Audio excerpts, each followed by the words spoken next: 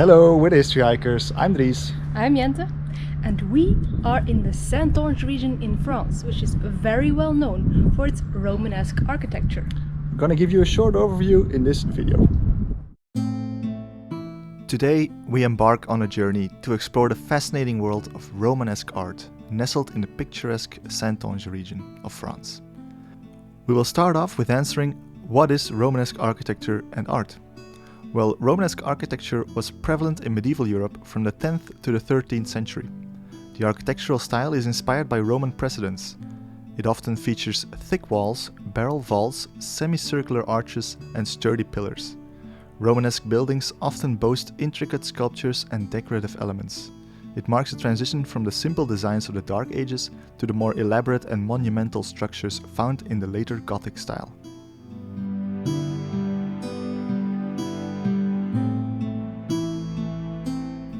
As you may have noticed, this is mostly related to churches and religious buildings.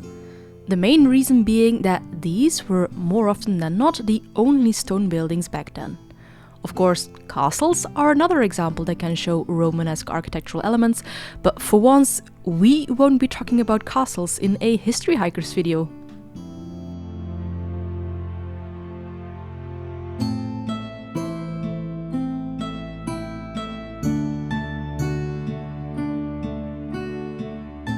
Our next question would have to be, what is the Saintonge region?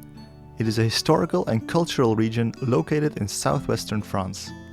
Its historical boundaries cover parts of the Charente-Maritime and Charente departments. The city of Saintes, which dates back to Roman days, was its capital. Historically, Saintonge was an important and distinct cultural and administrative entity during the medieval period.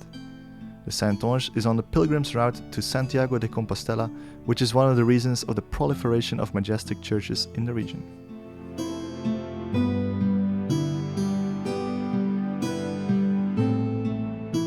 So, what makes the Romanesque architecture and art in the Saintonge so special?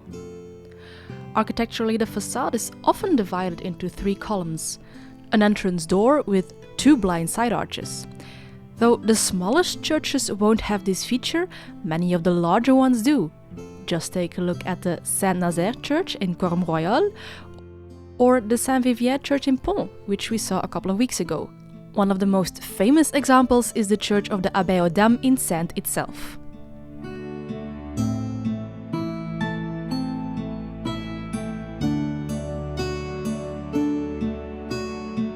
Another architectural element often seen in Saintonge churches is that most of them only consist of a single nave. This means there are no side aisles, nor is there an ambulatory around the choir and apse of the church. It is important to remember, however, that through time churches were enlarged.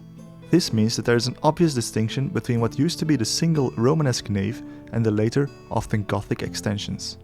This is very obvious in Meursac, for example, where the choir got enveloped by Gothic additions on all sides.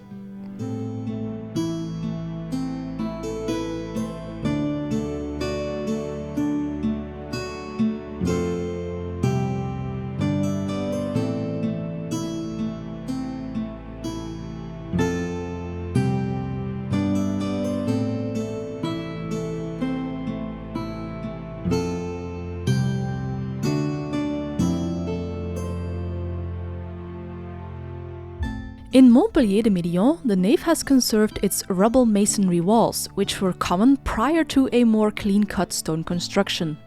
It would originally have had a wooden roof which rested on the monolithic lintels on top of the columns, very typical for the 11th century. In the 13th century, the church was radically altered with early crossed vaults, a Romanesque bell tower and a new facade.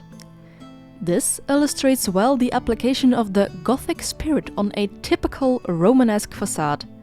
Pointed arches make their appearance, but the 3-part setup remains.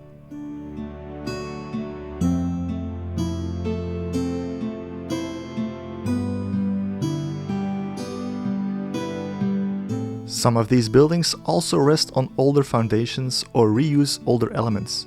The Church of Meursac, which we discussed earlier, is a good example. If we go down a narrow staircase near the choir, we can discover an ancient treasure. The current church is built on top of a 5th century monolithic crypt with a domed ceiling.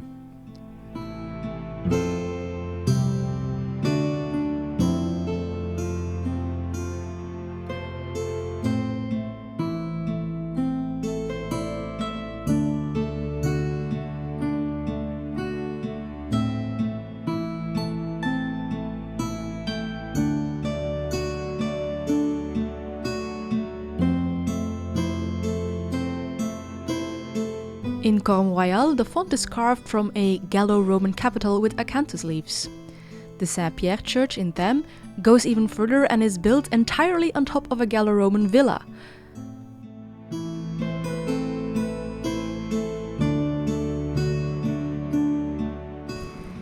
We have read somewhere that underneath this hatch is a Roman bath. But we cannot check it out. Though we can't enter the basement itself, part of the Gallo-Roman villa is visible outside and inside. The first bay of the choir reuses a part of the walls of the villa. A small display has been created inside the church as well, with marble decorations and small statues of the gods Epona and Bacchus.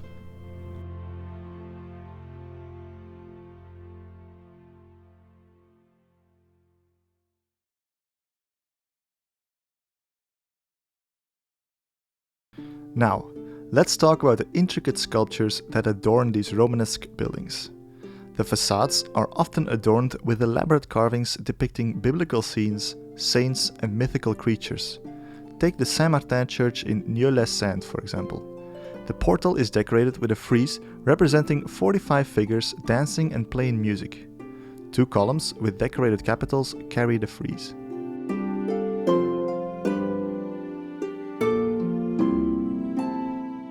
The church in Chermignac shows different characters and fabled animals.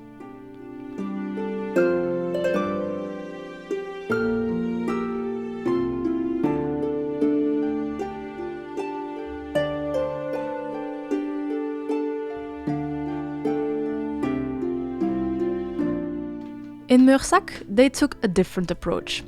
Instead of characters or animals, the church facade is punctuated by ornate columns. These are skillfully decorated with chevron grooves or small boxes. The capitals of the columns supporting the entrance portal have intricate carvings as well.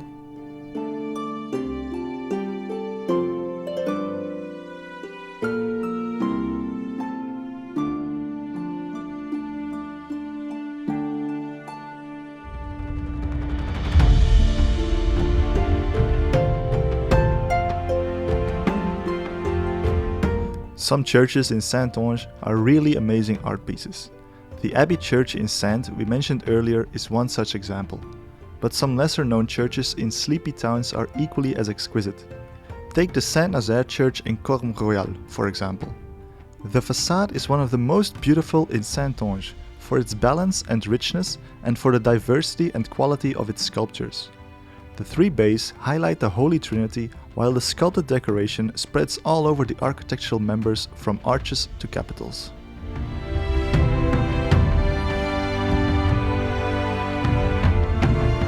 The geometric or vegetal ornaments rub shoulders with figures of animals or fantastic characters and, of course, Christian motifs. On top left we find a depiction of saints like Catherine of Alexandria in the arch. Below, inside the pointed arch, we see a depiction of what could be the visitation of Mary to Elizabeth. The large central arch lining the top row shows the parable of the wise and foolish virgins. The main portal below consists of images of Christ, apostles, angels and clergy. On the top right arch we see a depiction of the battle of virtues and vices. Below could be a representation of the presentation of Jesus at the temple. They are all Saintonge theme par excellence.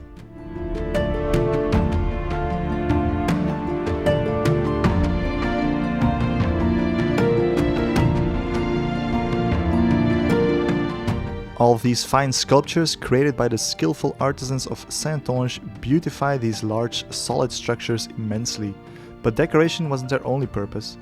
One has to remember that large parts of the medieval population were illiterate.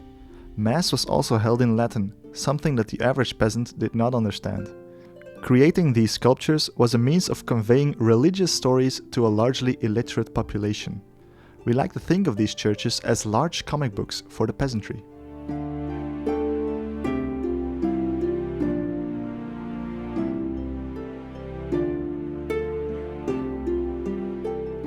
While most churches have some form of slight decorations on other parts of the exterior walls, 2 stand out from the crowd: Riou and Rétaux.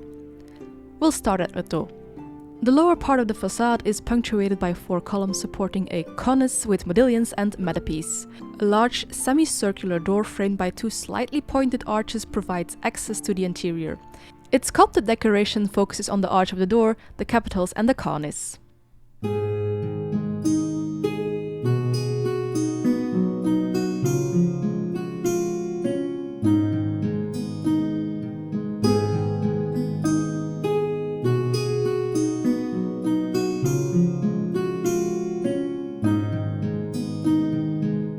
The 5 exterior sections of the apse, separated from each other by columns, are each divided into 3 registers.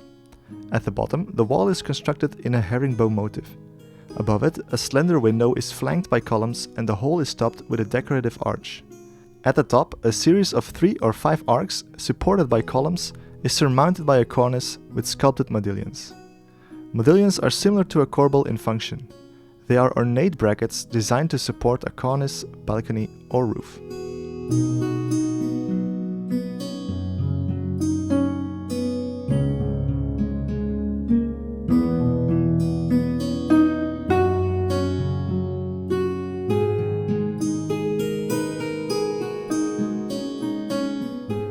The study of these modillions, seen all over the Saintonge, could make for a whole separate video.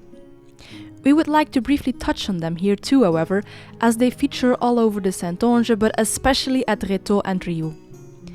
They are remarkable for the creativity of the artists and the richness of the themes they address.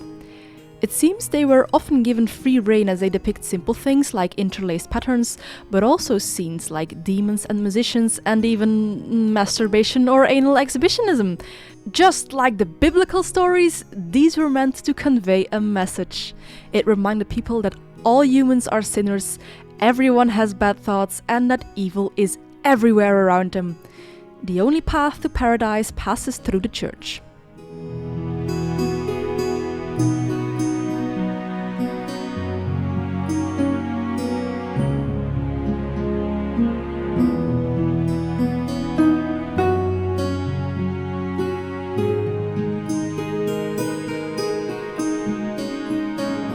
The church in Riou is similarly stunning.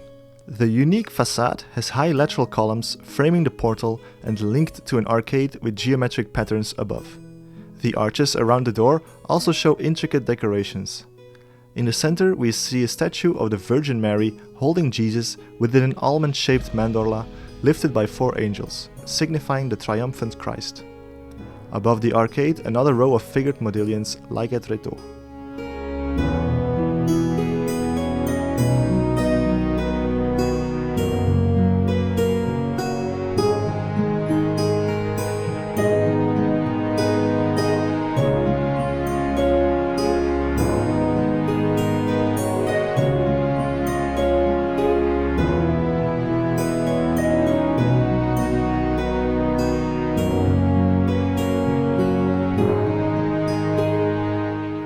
Equally, like at Rétaux, the exterior sections of the apse are stunning art pieces in itself. The lower parts are remarkable for the diversity of their mode of construction. Not just herringbone motifs, but scales and other patterns show up. The central band is occupied by Romanesque windows and their abundant and diverse decorations. The top part is reserved for a very rich arcade topped with a cornice of sculpted modillions. Between the arches and the cornice, not a single square inch is devoid of sculpture.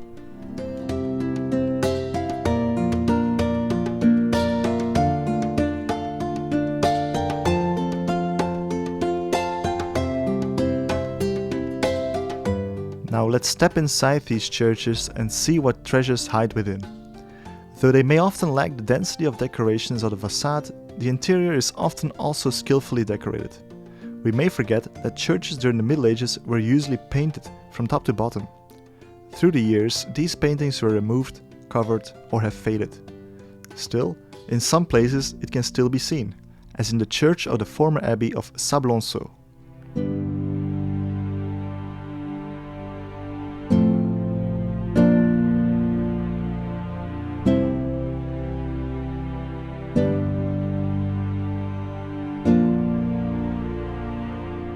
Some of the finer details from the outside also make their way inside.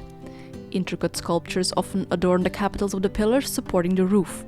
Meursac is such an example. Though it's not easy to see on the footage, the capitals show two birds attacking a lion on one side and a man strangling two lions on the other.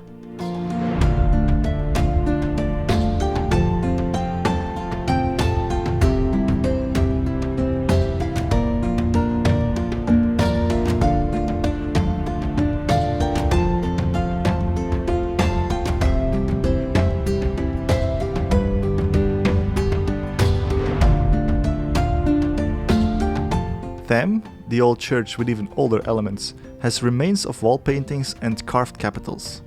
The apse is the most decorated. The columns are adorned with sculpted capitals, some showing dragons and other fantastic themes, but a biblical scene is also shown with the visit of the holy women at a tomb.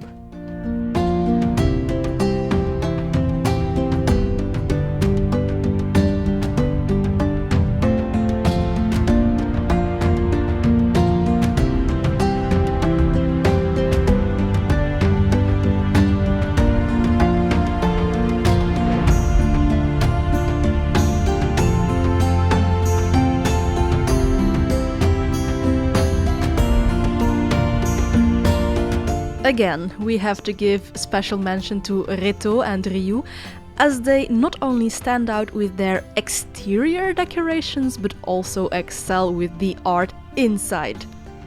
At Rétaux we can still see the black funerary band going round the church. These black bands honor a deceased person and were very popular in France during the Ancien Régime. In the back of the church, the walls of the apse are lined with 5 large arches under which windows, framed by columns, pierce the walls. These arches show a similar eye for detail as we saw outside.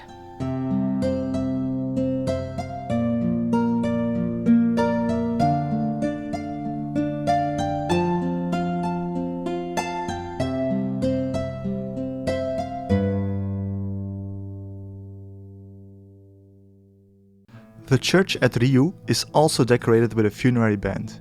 This one dates to the 18th century. It carries the coats of arms of noble families who wanted their deceased to be honored in the church. Elsewhere, there is a lovely 16th century polychromatic wooden sculpture representing the mystic marriage of Saint Catherine. One of the transepts is host to a small exhibition of photos of the majestic modillions we saw outside.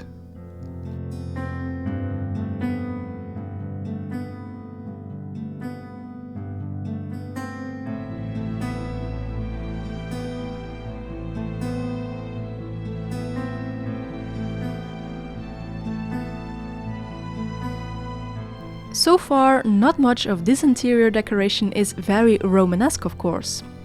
For that, we have to look at the stonework. Several pillars have carved capitals. The decorated apse is probably the most impressive. Like at Rétaux, the arches around the windows are finely carved. Here at Rioux, they are supported by columns in a zigzag pattern which are topped with capitals of acanthus leaves. The windows themselves are also flanked by a decorative pillar each.